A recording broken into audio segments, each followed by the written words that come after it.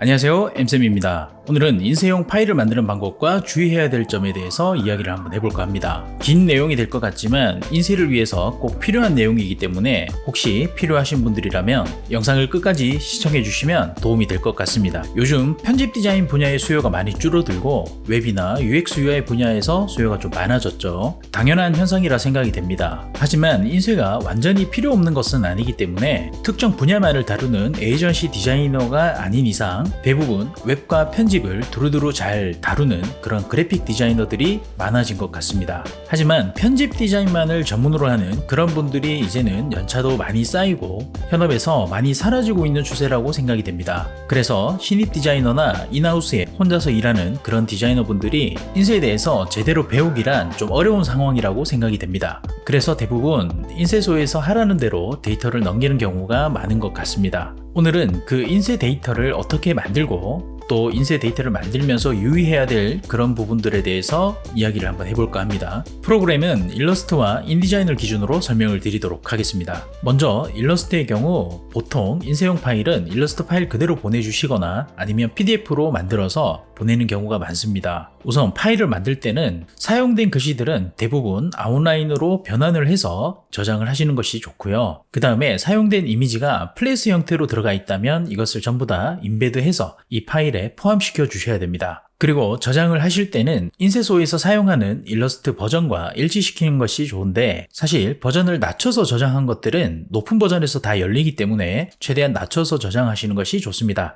다만 일부 효과나 어떤 기능들이 사용되었을 때 낮은 버전에서 표현이 안 되는 경우도 있기 때문에 이 부분에 대해서는 저장 후에 확인이 한번 필요할 것 같습니다. 그리고 작업 시 도련이나 가이드 같은 선을 그었을 경우에는 이것을 레이어로 나눠서 저장을 해두시는 게 좋은데요. 레이어 이름을 도련 또는 후가공이 있을 경우에는 금박, 은박, 에폭시 같은 그런 이름으로 저장을 해두시는 것이 좋겠죠. 물론 예전에 제가 일할 때는 후가공 같은 경우에는 파일을 따로 만들어서 같이 보낸 경우가 많았는데요. 이 부분에 대해서는 인쇄소와의 조율이 필요할 것 같습니다. 인디자인의 경우 인디자인 파일을 보내기는 어렵기 때문에 대체로 PDF로 전환을 해서 파일을 보내는 경우가 많습니다. 인디자인에서 PDF를 만들 때는 파일에 들어가서 내보내기를 클릭한 다음에 아래쪽에 파일 포맷을 보시면 어도비 PDF 옆에 괄호 열고 인쇄용이 있는데 이걸 선택하시고 저장을 하시면 됩니다. 저장을 누르게 되면 설정할 수 있는 창이 뜨는데요. 여기서 중요한 거 몇 가지만 짚어보도록 하겠습니다. 제일 상단에 보시면 고품질 인쇄로 아마 되어 있을 겁니다. 이 부분을 그대로 사용하셔도 되고 좀 더 파일을 가볍게 쓰시려면 2001 재팬이라고 써진 이 부분을 선택하고 사용하셔도 됩니다. 이건 일종의 프리셋이라 보시면 될 것 같습니다. 만약 PDF를 만들고 나서 파일을 확인하는데 안쪽에 작업 시에 없었던 어떤 선이 보인다거나 표현이 이상하게 나올 경우에는 버전의 문제가 있을 수도 있기 때문에 그런 경우에는 오른쪽에 호환성 부분에서 버전을 높여보는 것도 좋을 것 같습니다. 그리고 아래 페이지 부분에서는 모두 또는 원하는 그 범위만큼 선택을 하시면 될 것 같고요. 아래쪽에 내보내기 형식 부분에서는 여러분들이 만약에 낱장의 인쇄물을 내보낸다고 하시면 페이지로 선택을 하시면 되고 리플렛을 작업할 때 여러 페이지를 이어 붙인 다음에 작업을 하셨다면 스프레드로 체크를 하셔서 내보내시면 됩니다. 그리고 책자의 경우에는 작업할 때 내지를 이렇게 붙여서 작업했더라도 내보내실 때는 페이지로 내보내시면 됩니다. 이거는 이렇게 낱장으로 내보내야 인쇄소에서 터잡기 할 때 용이합니다. 만약 표지를 만들 때 앞뒤 책등까지 리플렛처럼 붙여서 작업을 하셨다면 스프레드로 내보내시면 됩니다. 그리고 좌측에 표시 및 도련으로 넘어가서 제일 아래쪽에 문서 도련 설정 사용을 체크하시면 되는데 보통 도련 같은 경우에는 3mm를 넣고 페이지를 만드는 경우가 많습니다. 그래서 그걸 그대로 사용하겠다는 의미이고요. 만약 인쇄소에서 도련을 2mm로 보내달라고 한다면 여기서 2mm로 바꾸셔도 문제가 없습니다. 그리고 위에 체크박스를 보시면 재단선 표시가 있습니다. 이 경우에는 제가 일할 때만 해도 이 재단선까지 표시를 해서 그렇게 데이터를 보내주기는 했는데요. 요즘은 이걸 체크 안 하는 경우도 많더라고요. 그래서 이 부분도 인쇄소와 조율을 해서 만드시면 되겠죠. 다른 부분들은 특별히 손댈 게 없기 때문에 이렇게 하셔서 저장을 하시면 되겠습니다. 다만 PDF를 만들 때 제일 아래쪽에 보시면 동그라미가 하나 있고 여기에 레드나 그린 컬러가 아마 들어가 있을 겁니다. 그 우측편에는 오류에 대한 유무를 표시해 놨는데요. 여러분들이 여기서 만약에 레드로 표시가 되어 있다면 이걸 더블 클릭하셔가지고 어떤 문제가 있는지 확인하는 게 좋습니다. 만약 텍스트 박스가 있는데 이 박스를 넘쳐서 글이 들어갔다면 아마 글이 잘려서 나올 가능성이 크고요. 또는 이미지가 누락이 되어 있다거나 이랬을 때는 PDF가 제대로 만들어지지가 않습니다. 그래서 이 부분이 녹색으로 표시될 때까지 그 오류들을 다 해결을 해주시는 게 좋겠죠. 그리고 인디자인에서도 아웃라인을 만들어 주시는 게 좋은데요. 보통은 PDF에 폰트가 포함돼서 들어가는 경우가 많습니다. 하지만 일부 폰트의 경우 포함이 되지 않는 경우도 있는데요. 그래서 혹시라도 모를 그런 인쇄 사고를 방지하기 위해서는 아웃라인을 만들어 주시는 게 좋습니다. 다만 일러스트와는 조금의 차이가 있습니다. 만약 여러분들이 텍스트 박스 여러 개를 묶어서 그룹으로 만들어 놓으셨다면 선택을 해서 아웃라인을 따더라도 이게 만들어지지 않는 경우가 많습니다.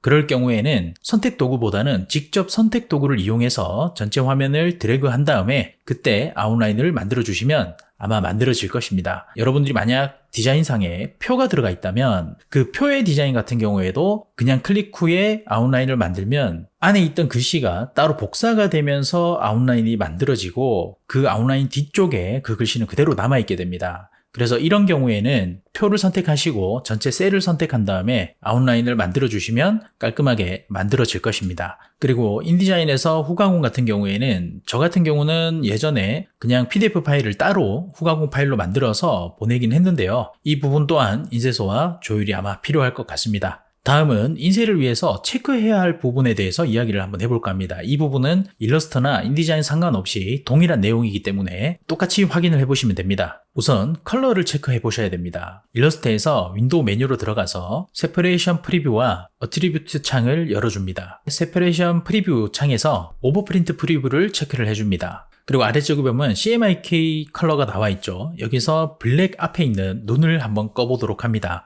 그러면 여러분들이 만약 검정 글씨를 사용을 하셨다면 여기서 검정 글씨는 다 사라져야 됩니다. 만약 검정 글씨가 사라지지 않고 특정 색상으로 남아있다면 여기에는 CMYK 값 중에 K만 사용한 것이 아니라 다른 컬러도 같이 사용된 글씨라는 것입니다. 보통 검정색 글씨를 사용하실 때는 K값 하나만을 사용하는 게 좋은데요. 여기에 대한 이야기를 또 하자면 또 시간이 길어지기 때문에 그냥 만약 여러분들이 검정 글씨를 쓴다 라고 하면은 K값만 이용해서 사용한다 라고 이해하시면 될 것 같습니다. 만약 검정색 글씨 뒤쪽에 특정 색상의 배경이 있는 상황이라면 여러분들이 이 눈을 껐을 때 글씨 부분만 사라져야지 글씨 부분이 하얗게 남아서는 안 됩니다. 그런 경우에는 검정 글씨에 오버프린트가 적용이 되지 않은 상태이기 때문에 어트리뷰트 창에서 오버프린트 필을 선택을 하셔가지고 오버프린트로 만들어 주시는 게 좋습니다. 이 부분에 대한 영상은 제가 이전에 만들어 놓은 영상이 있기 때문에 위에다가 링크를 걸어 두도록 하겠습니다. 그리고 여러분들이 사용한 컬러가 CMYK 값을 모두 합쳤을 때 가급적 250%를 넘지 않는 것이 좋고 최대한 300%는 넘지 않도록 하는 것이 좋습니다. 인쇄 시에 잉크의 양이 많게 되면 이거를 건조하는 과정에서 제대로 마르지 않은 상태에서 종이를 쌓았을 때 뒷무듬이 생길 수가 있습니다.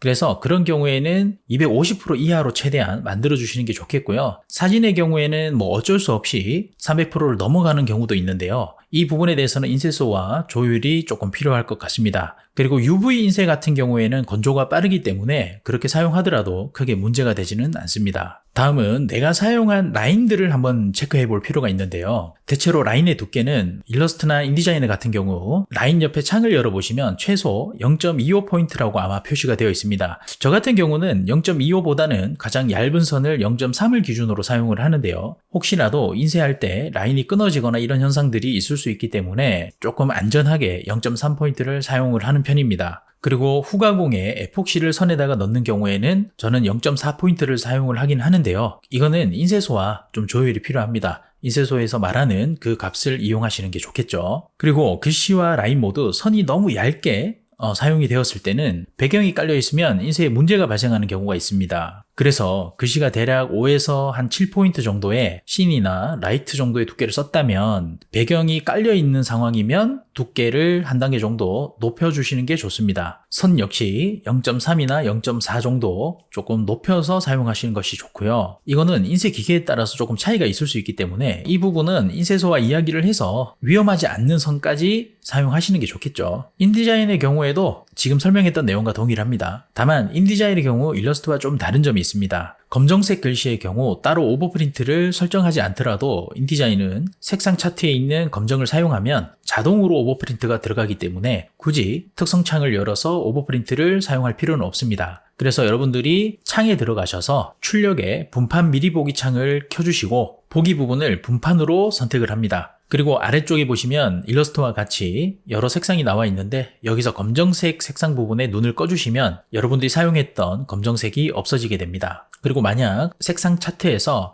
검정을 선택을 하셨다면 배경이 있는 부분에서는 글씨만 사라지게 되고 하얗게 남지는 않습니다. 만약에 배경이 깔려있는 검정 글씨가 그냥 글씨만 사라지는 게 아니라 흰색으로 남게 되면 이거는 오버프린트 적용이 되지 않고 노그아웃 상태라고 보시면 됩니다. 그럴 경우에는 색상 차트로 가서 다시 검정을 선택하시면 자동으로 오버프린트가 적용이 될 것입니다. 인디자인 같은 경우에는 여러분들이 작업한 디자인에다가 마우스를 한번 갖다 대보시면 이 분판 미리 보기에서 각 색상의 농도가 표시가 될 것입니다. 여기서 아까 얘기했던 것과 같이 250%, 300%를 확인하시면 되겠죠. 오늘은 이렇게 인쇄시 파일을 만드는 방법과 주의사항에 대해서 한번 알아봤습니다. 인쇄는 자유로운 표현도 중요하지만 사실 인쇄에서 문제가 없이 잘 나오는 게 훨씬 중요합니다. 그러다 보니까 표현에 있어서 조금 제한된 부분들도 있다고 보시면 될 것 같고요. 오늘 설명드린 내용 외에도 인쇄에서 좀 신경을 써야 되는 부분들이 꽤 많습니다. 시간이 된다면 인쇄에서 날 수 있는 사고를 방지하는 방법에 대해서 또 영상을 한번 만들어 보도록 하겠습니다.